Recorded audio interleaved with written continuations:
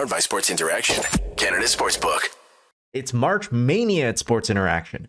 NHL, NBA, MLB, March Madness, and so much more. It's bananas.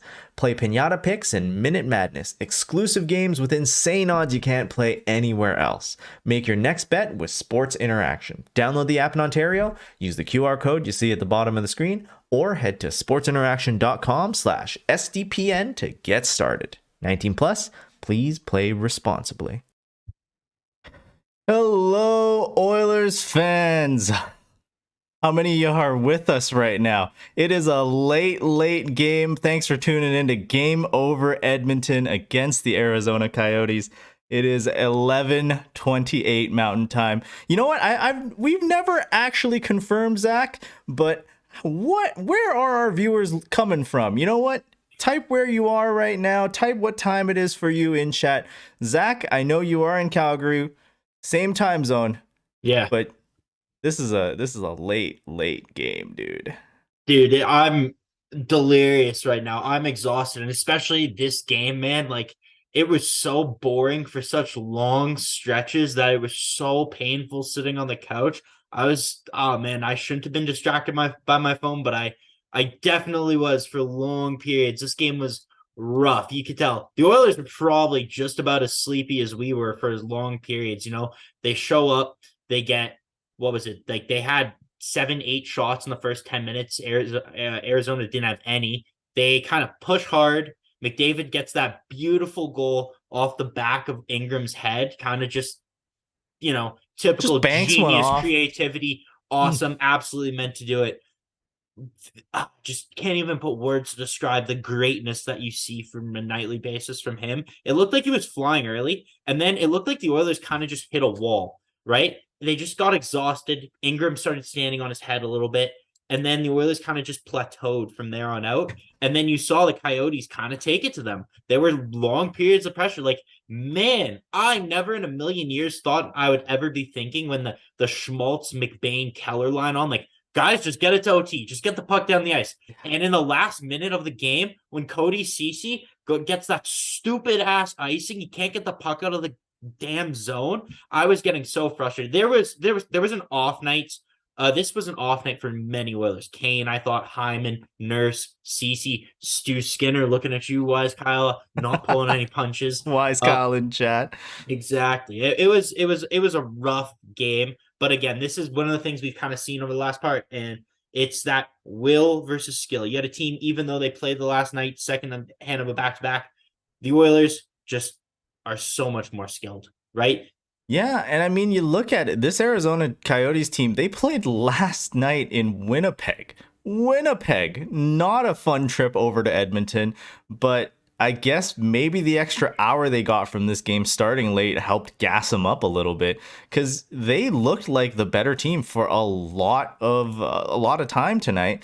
The Oilers they're just so much more skilled than the Coyotes. Obviously, a couple of storylines coming into this. Michael Kesselring traded from the AHL affiliate Bakersfield Condors to the Coyotes in the Nick Bukestad trade. Made his appearance in Edmonton for the first time tonight. Impressive on the first pairing. Like, over 16 minutes played today. Like, yeah. Really good showing from Michael Kesselring, +1. But yeah, no, I was very impressed with Michael Kesselring. I definitely thought he was scoring, definitely, and I know he came a little close at the end, but yeah, that was intense. Yeah, no Shore as well tonight. Yeah, no Shore, a little bit banged up. Oh, Rob in chat. Hearts out to producer Rob, mod Rob, editor Rob, jack of all trades. My guy coming in from Ontario. So that's like what, 1:30 a.m. We got some late night viewers. Southeast Georgia says TBK Georgia? plays. It's Georgia, 1:30 a.m. Georgia, America. Yeah. Not Georgia in Asia. Yeah, I assume. Australia, awesome. 4 p.m. Okay, so there's a midday matinee game for you, John Jensen. But glad John's back joining us again. I was shocked to see we had viewers from Australia in the chat. There's 41 people watching now. Man, I can't believe there's that many people this late at night. If you guys want to go ahead, smash that like button. Dennis, before we kind of get into the game, what should the like goal be? Oh man, it's a tough one. It's a late night game, but you know what? Let's just push ourselves. Maybe in the next 24 hours we'll get a little bit of a viewer bump here.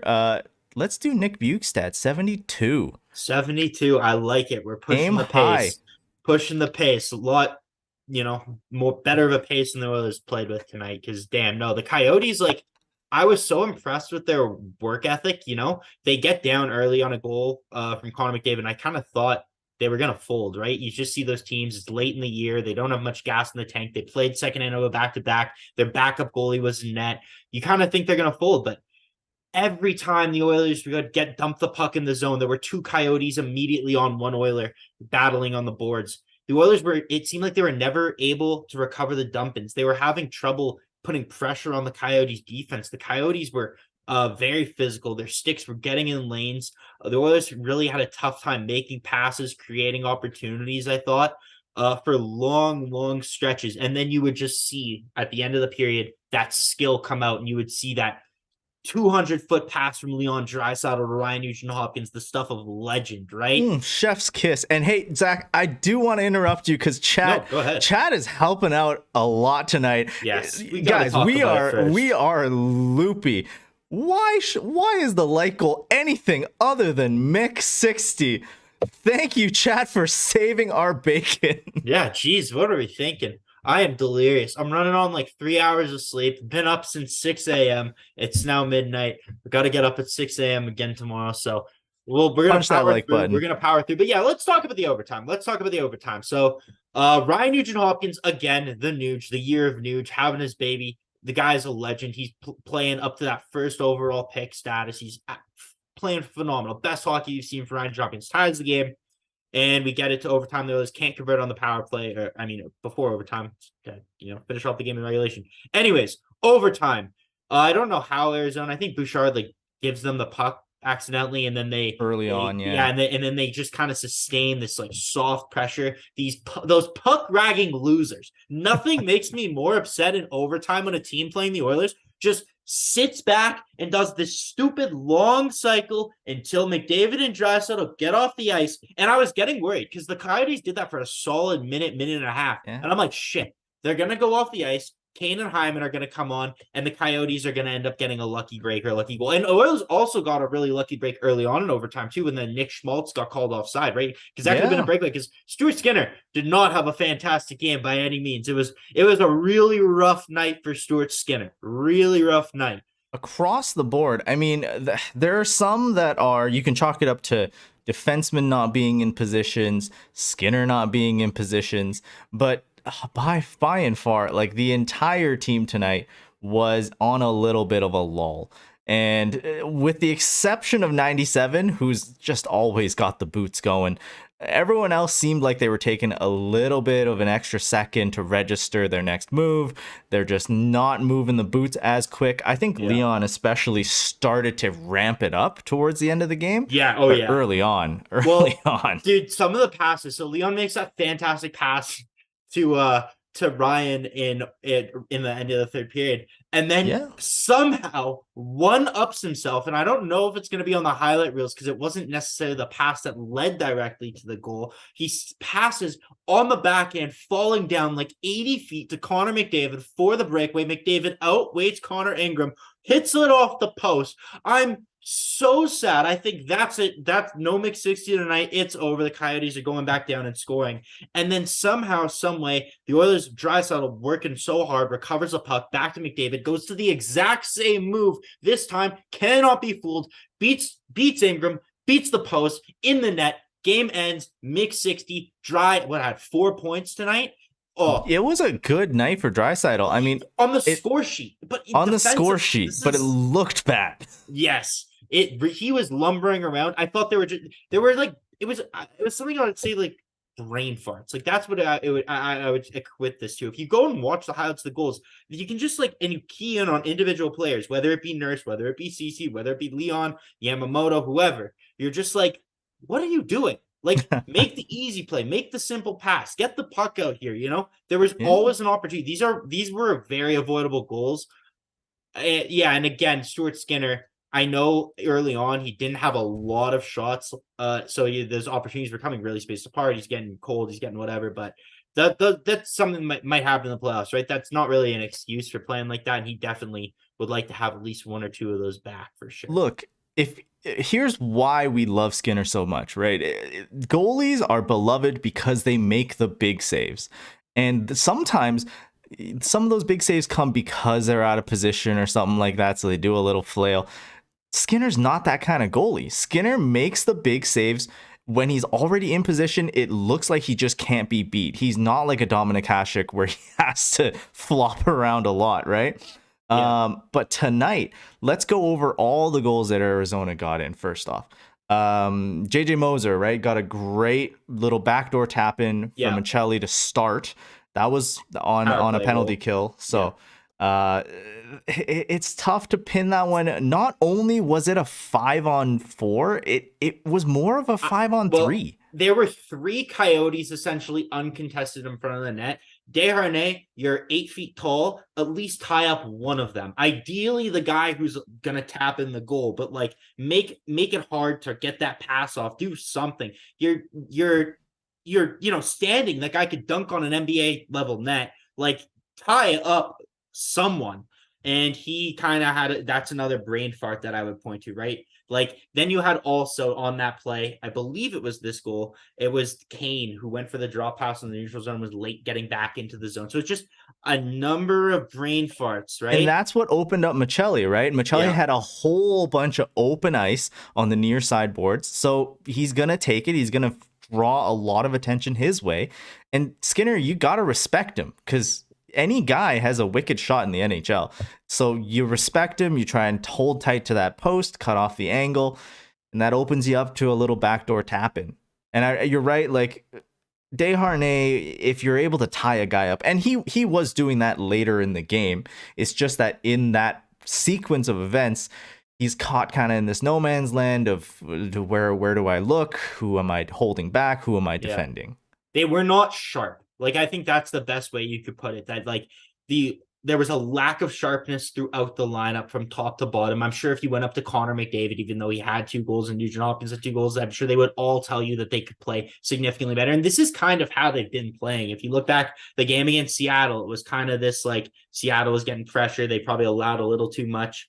Oh my God, who was the last game against? How am I blanking on it? San Jose. Yeah, and it was even the same kind of thing in the San Jose game, right? Like, they weren't as sharp as they possibly could be. Now, again, you're playing a long stretch of teams not in the playoffs. Even Seattle, I feel like it's a little bit tougher to get up for that game. Like, but you have coming up Saturday, you got Vegas Saturday night at home in Edmonton. If you want any hope at home ice advantage in the playoffs, you're going to need to beat the Vegas Golden Knights in regulation, right? So that's a game where I think you'll see that sharpness, that quickness, that pace, that intensity that there was need to play with. Well, and if you look at it, yes, Vegas and LA have 1 game in hand against Edmonton, but Edmonton is 4 points back from Vegas right now for top in the division. So you're playing Vegas twice. Those are 4-point games. It's very easily within reason that you could climb up to the Pacific first spot. So it's hard to say that is a priority nowadays. It looks like this team is just trying to coast into the playoffs, not sustain any injuries, because we know how bad it is when you have one of your star players injured, because we played like that last playoffs. But honestly, you got to put some entertainment factor into these games still. Points are still out there for grabs. I mean, by no means is Seattle buried in the dust. Seattle can easily come up from behind here and grab a win. Yep. So let's keep winning, though.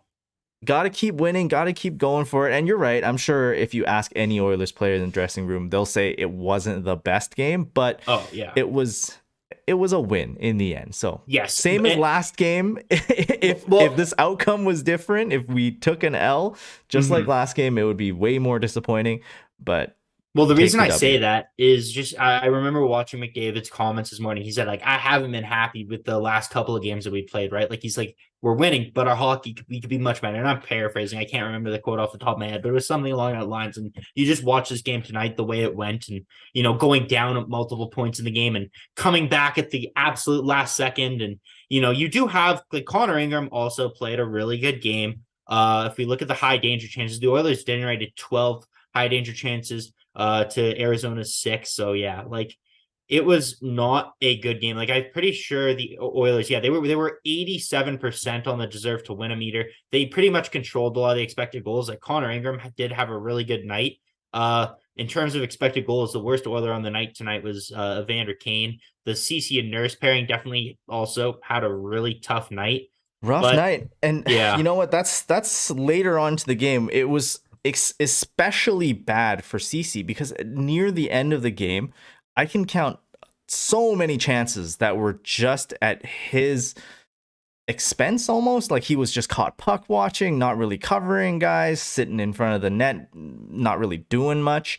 Early on, I mean, we're not hating on him, but we have to point out Bush on the second goal did get his pocket picked, led to a nice little goal by Keller. It was a beauty, but well, Skinner maybe wants to have yeah, that one, but you can't really pin it on him. He's yeah, in alone against Yeah, again, Clayton Keller. and yes, that was a mistake by Evan Bouchard. Ideally, you don't make that mistake. But again, I thought Bouchard had a insane post. The goal light guy thought it was in. The goal lights came on, and again, Coyotes on a power play also hit 2 posts right there. Yeah, This game could have gone a number of ways, but I really, really want to hammer in the credit that Keller Schmaltz Big Bane line deserves because they were causing chaos. Like I did not, as someone who does not watch the Arizona Coyotes a lot, who does? Exactly. There was one guy in the chat I saw that said he was a Coyotes fan, but no, like they were so impressive. I genuinely was worried going into overtime because you think, oh, it's the Coyotes. Who are they going to? Is Travis Boyd going to get a highlight reel goal on him? No,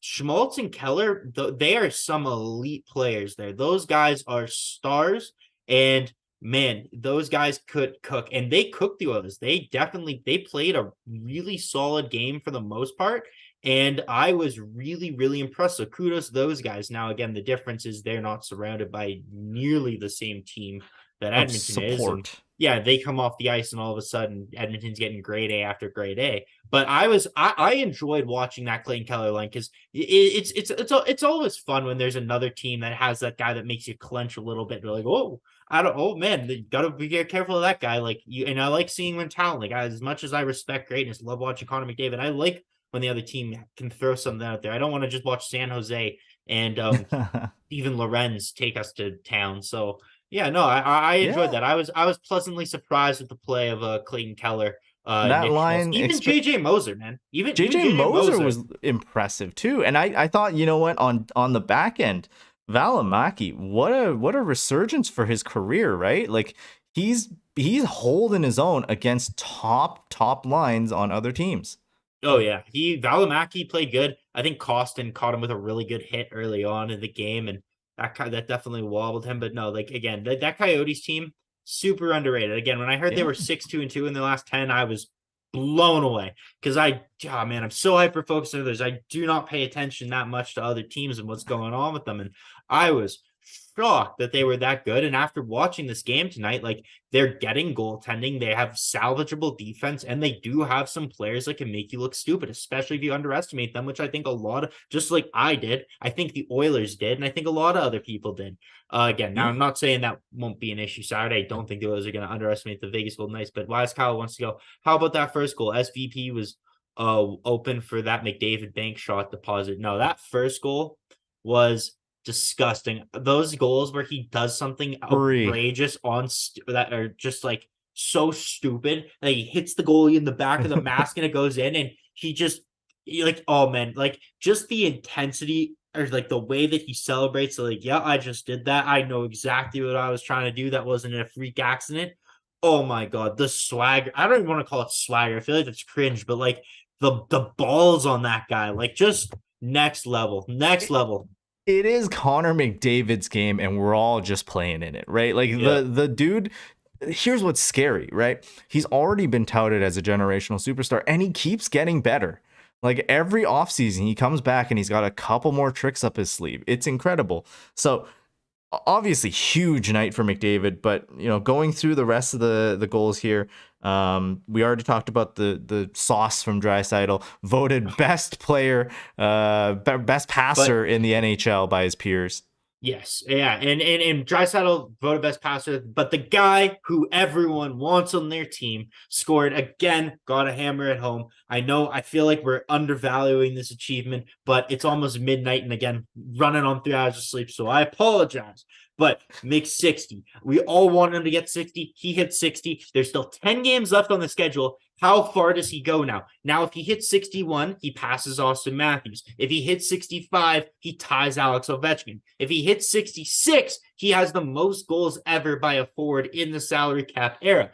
Can he hit 70? That's 10 goals in 10 games. That's a tall task, a tough order. If there's any human on the planet who can do it, it's Connor McDavid. That's the case. Like, honestly, it's the guys are gonna try and pass to McDavid as much as possible in these coming games, right? Obviously, Vegas is a different story. You don't want to be doing that in the Vegas and LA games. You just want to try and beat those guys because very likely you're going to be playing them on the way to the Stanley Cup, right? So it's the games against Arizona, Anaheim, San Jose. Those are the ones where, hey, maybe you want to be able to feed a couple extra to McDavid, get him the puck, tap in a couple of goals for him. Because it would be historic, right? If we got to mix 70. Eric in chat, mix 69 would be very nice. Yes. No, it would be. It would be hilarious, but I wanted to see him achieve these great heights. I want to see 155 points. I think I'm almost more excited for like the point totals because that hasn't been done before. Now, he did it faster than Austin Matthews, which I'm sure, I haven't checked Twitter. There's going to be a million Oilers fans adding the Leafs and like, we stole your boy Hyman and we have a better goal scorer than you. You idiots. Bolts and 6. But yeah. Anyways, it's pretty funny. Late. You're loopy, man. You're loopy. I know. But no, yeah. They got Kerfoot, Yarncrook, Matthews on their first line, and I'm pretty sure Connor McDavid has more points than both of them in all three of those guys combined over the last 2 seasons, just this year in 70 games. So no, or 72 games. No, it's McDavid is I don't know, god level. Like, I don't know at what point it becomes weird just saying all this crazy stuff about him, but yeah. But here's the case now, right? Let's say we got mix 60. We got to mix 60. Yes. It's mix 61, 62. I think that's pretty safe, right? Guaranteed. What do you think about game management? Now, obviously, game management isn't a thing in the NHL. Up to him. If McDavid came to you tomorrow and I'm sorry, I cut you off. You can't finish yours. But if he came to you tomorrow and said, "I'm done till the playoffs," he's done to the playoffs. If he says, "I want to play every last game," he plays every last game. He does whatever he wants. So you can count in the 2 Vegas games, the 2 LA games, and the Colorado game, right? Those are probably locks. Not only because McDavid can't sit out for like a month of time, right? He has to play some hockey. So there are a couple of games for sure, but Mullet Arena, Arizona, do you call on him? Do you just let him enjoy the sun a little bit? No, the only games that he would be game managed for, because this isn't basketball again. I think game management is smart and healthy and good for players in the long run. Yeah, absolutely, I do. But that's a whole different thing. The way the NHL works, no player is sitting out. They might sit out that last game against Vancouver if he's already past that 155 or that 70. If there is a milestone for McDavid, or San Jose, excuse me. If there is a milestone for McDavid to hit, he will not be sitting out. They're going to want to go into the playoffs hot. I think, I'm not even really worried as much about McDavid, Draisaitl. Like, they're going to pick up their game. It's the guys like Evander Kane tonight, I thought, had a really tough game in terms of the puck, just not being able to find anyone stick on passes, puck bouncing. So he's someone who I'd be more paying attention to. Does he want game management? Does he want to sit a few games? does he want to just keep playing it out, see what happens there? But no, like Absolutely. I think it's all about the milestones with McDavid. As much as he says that he doesn't care, he's like on the verge of, what does he have? 138, 139 points now, something like that. He had Yeah, I two mean, tonight, he's so 38. he's 100% in control of his own fate. Like Woody's not going to be the one to suggest it. The one reason why, we've seen Hyman take a couple of games off just for undisclosed reason. What's up? So yeah, so hold on. I'm just trying to read. How do the Oilers keep this monster and not win anything? From a Nuts fan. Well, it's very easy. Go find a Oilers lines tweet from 2017-18 and go look at the top line of Alex Chiasson, Connor McDavid, Ty Ratty, Milan Lucic, Leon Draisaitl, Dominic Cahoon. I don't know. Again, the Oilers had like 3 players and no one else. That's what happens when Peter Chiarelli is your GM and Ken Holland early on, and we could get into that. But obviously, it's not Connor McDavid's fault. He's surrounded by a bunch of dumb fucks. But and then Adam Lee, he only has to play 3 more games after the season. If they get swept, that's play 4. But sure, math clearly is not your strong suit, but I'll allow it. And I highly doubt. I knock on wood. I actually don't want to make any club predictions because I'm not a jinx. It's a late night. We're feeding the trolls. I like going back and forth. And then 200 points and no cup to drink from. Well, I'm sure he has many cups in his house. I watched his GQ house tour. It was beautiful. It was stunning. I'm sure he's nice. I'm sure he drinks from gold goblets every night. You sure, man? Actually, I don't know if McDavid has any cups. Looking at it, his computer's unplugged in his office. No, I mean, yeah, but that's what you do. That's what you call staging a house. You put them in your cabinets. I'm sure he goes down to Restoration Hardware and orders the nicest cups they got. I bet you those cups are $1,000 a piece that guy has. So in the long run, who's drinks really from laughing? A goblet? Yeah, Dude's exactly. A god. Exactly. Again, it's not Connor McDavid's fault. He's surrounded by idiots. I think he was the 5th highest points per game in the playoffs of all time, and the guy who's in 3rd is on his team. It's Leon Draisaitl. They're playoff performers. They destroyed the Kings. They did stuff to the Flames that will get my job taken away off of. Reset the franchise. Yeah, exactly. They literally broke the Flames. They set that franchise back 40 years. There should be 30 for 30s on that series. I can't wait till Bob Stauffer writes a book. And then they lost to one of the best teams in the salary cap era, the Colorado Avalanche. Like, no one was beating that team. Cale Makar was on another level. They were on a mission. They had Nazem Kadri. The Colorado Avalanche got worse from last year to this year. The Edmonton Oilers got better. I'm not saying it's a foregone conclusion at all. The Oilers clearly have their faults like every other team in the league.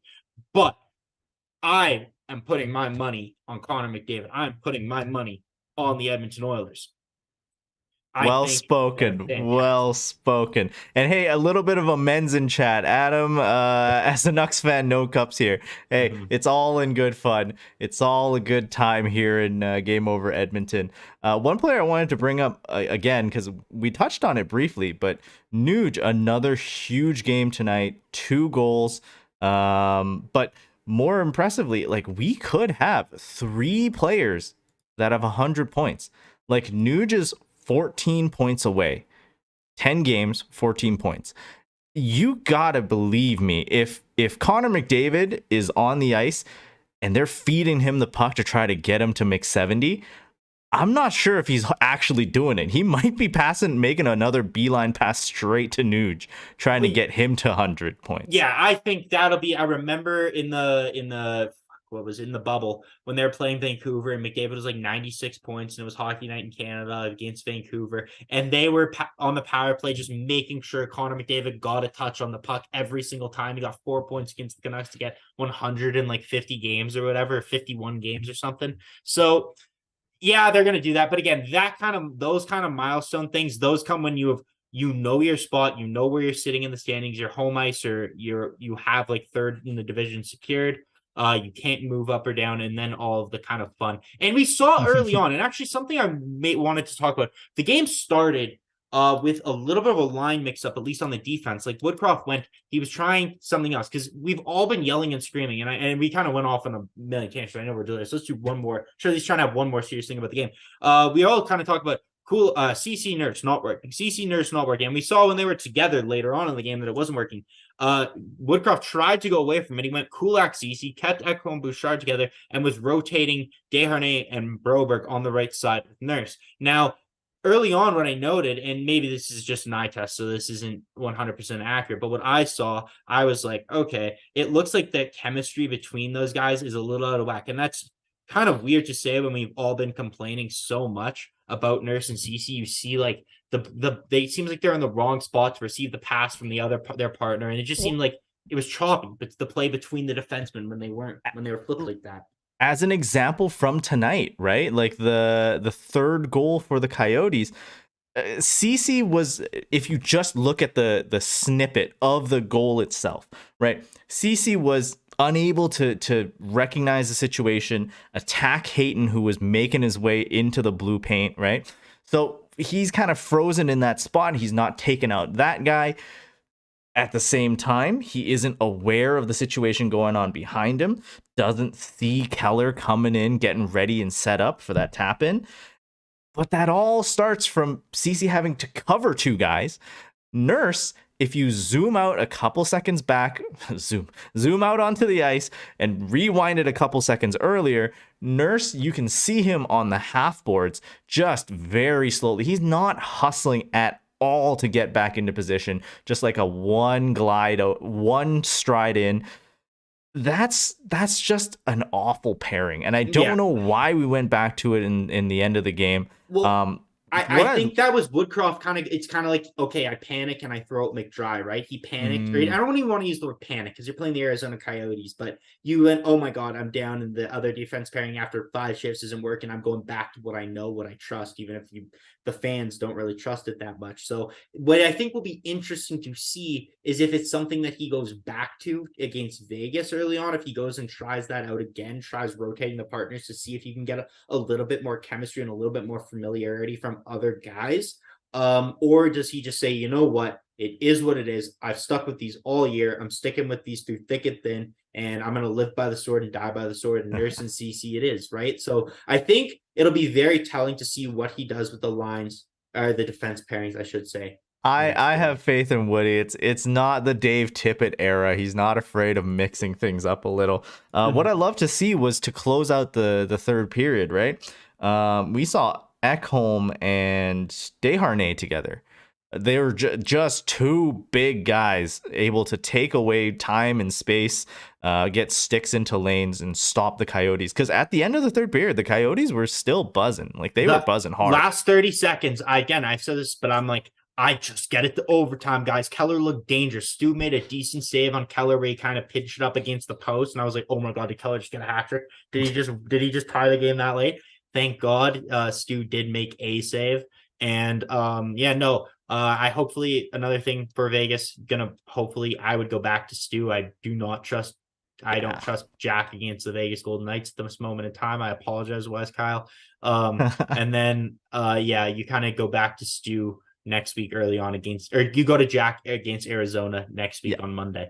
I'm fine with that. Yeah, because you have another Vegas game right after us back to back. Exactly. So like, I think I'm 100% in agreement. Saturday. So you got today, Thursday, to go into it, Friday and then Saturday to rest up. So 3 days of rest. It's good enough for Stuart Skinner.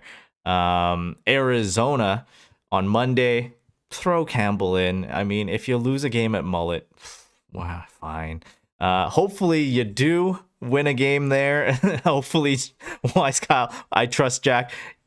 Put our faith in Jack. Hopefully Campbell will be able to lock it down in Mullet Arena. And then you're right, on Tuesday right afterwards, the back-to-back, go to Stuart Skinner against Vegas again. Yeah, it's a no-brainer now. We know who the number one goalie is in town, and the Oilers better pray that Stuart Skinner stays healthy throughout this end of the season and into the playoffs. Oh, yeah. And there was one other thing. I see people talking about Ekholm in the chat. There was a play in the third period when the Nugent-Hopkins dress up Yamamoto line were putting on pressure. And Ekholm and Bouchard, the plays that they were making to keep the puck in, the dekes on the blue line and the walking of the blue line and the switching sides was so impressive. And I cannot remember a time in my life watching the Oilers where we had a defensive pair that was capable of moving the puck and the skills that they have that these guys do. Like, it was just unbelievable. Every time you think, oh no, he's going to cough it up on the blue line, Evan Bouchard just pulls some wizardry out of his hat to keep the puck on his stick, right? And Ekholm just the exact same thing, but just steadier, older, and more physical. Awesome. And how about that? Like, how about a vote of confidence from Ekholm, right? There was the quote earlier on, second intermission, I think it was, where clearly Ekholm, just to paraphrase, said to Bouchard, hey, keep doing what you do. If you make a mistake, that's fine. Keep doing it. It's good to try. Rely on me. I'll bail you out, right? I love that. What a vote of confidence from the grizzled veteran. I know it is past midnight now, 12:02. So let's end it off here. Yeah, let's wrap it up. Sorry about the shorter stream tonight. It is still over half an hour, thankfully.